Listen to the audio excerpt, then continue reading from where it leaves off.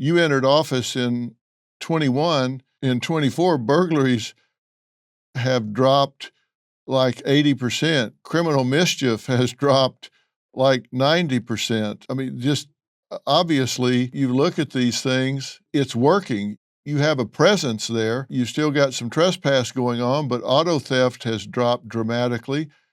You're getting crime under control down there. You know, it's funny. If you'll just go out and enforce the law, you actually wind up suppressing crime. And we call it crime abatement through traffic enforcement. If you go out and make traffic stops on the roadways, you'll come across all kinds of criminals involved in all kinds of crime. And believe it or not, when they're in jail, they can't victimize the citizens of the community. And so that's the philosophy we've taken. You know, when you look at the 5 years prior to us coming into office, they averaged about 77 arrests. In 2024, we made 502 arrests. And I continue to be amazed at the numbers because our first year in office, we had 252 arrests, and that was an all-time record for the county of Goliad for 1 year's worth of arrests. And I never thought we would top it, but it continues to climb every single year. So I know the previous year we had 482, but I was shocked when it went up to 502 for 2024. So we're going to keep doing our job. The citizens of this community, they don't pay us to sit around and put our feet on the desk. There is no Mayberry anymore. And so if we're going to take your hard-earned tax dollars and we are going to have our equipment and be employed at off the backs of the people that work every day, then by God, we're going to get out there and earn it. And it's not just the citizens of Goliad. The state of Texas gives us money that comes in from across the state to help fund our Operation Lone Star Task Force efforts. So, we see that we are obligated to our community and to the entire state. And if the government's going to take your money and give it to us, we're going to make sure it's used wisely. And so there won't be any putting your feet on the desk around here because we're going to make sure that we reduce the likelihood of victimization of the people within our community and throughout our region, and hopefully throughout the state of Texas. Yeah, people love to hear that. They love to hear that law enforcement is actually enforcing the law. That's certainly music to my ears, and I'm sure it is to a lot of our viewers and listeners as well. What's been your experience since Tom Homan has taken over as Border Czar? How do you find him to work with? Well, I've met with Holman a couple times. We've got some shared interest in what's going on. And so it's now at this point, it's funny. A lot of federal law enforcement that was not willing to come out and help us in the past has all of a sudden showed up at our doorstep, all looking to help us and to partner with us. And that is a refreshing change. And I'm fully aware that many of the people in the federal system that were wanting to partner with us were being suppressed. I have to say, the Department of Homeland Security Investigations Unit in Victoria didn't really care what the Biden administration wanted. They continued to fight right alongside of us and help us work these investigations. Can't say that in a lot of places.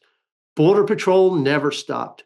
They always persisted in trying to find a way around the new rules and regulations that the Biden administration was giving them in order to prevent them from doing their job.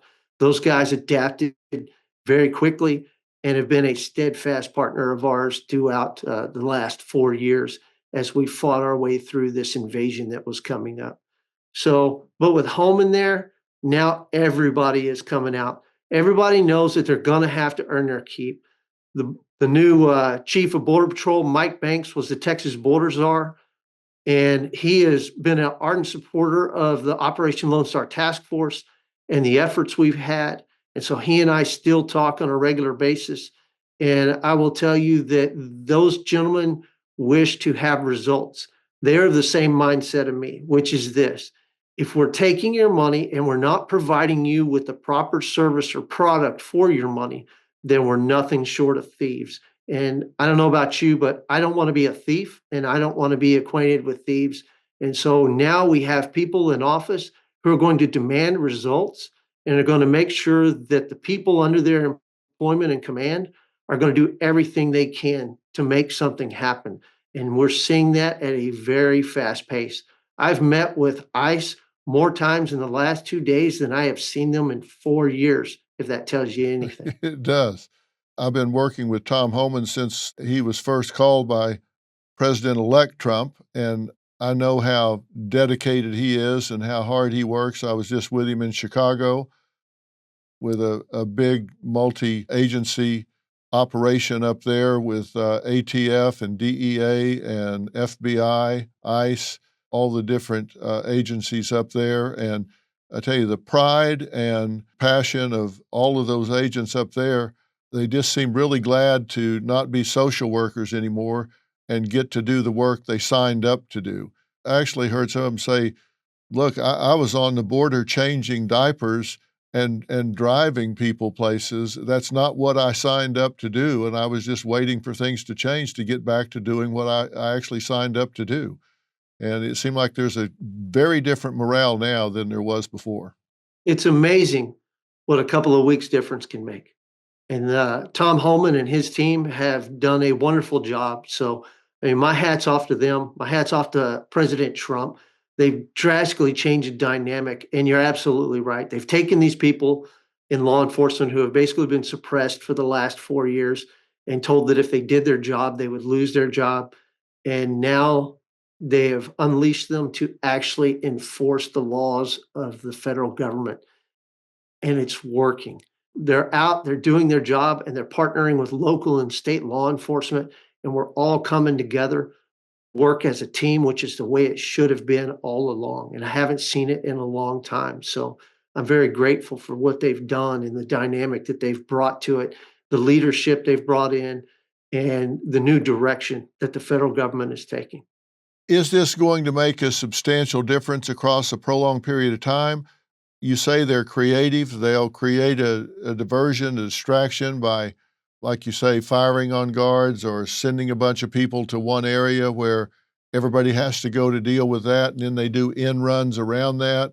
I know they're creative. I know it's a business and they're going to work at it, but will this be substantially better over the next few years? If we follow through and do everything that needs to be done, because one of our weaknesses is we continue to talk about the border. And yes, the border is important, but the border is actually the easy part of this process. It is the interior of the United States that is going to be extremely difficult.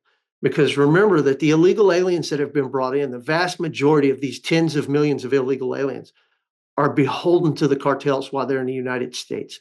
They're indentured servants within our country, and they are going to have to fulfill any logistical needs that the cartel has in the US. So that's why the deportation is so important, because people don't realize that this is not what it once was when it comes to, quote, immigration.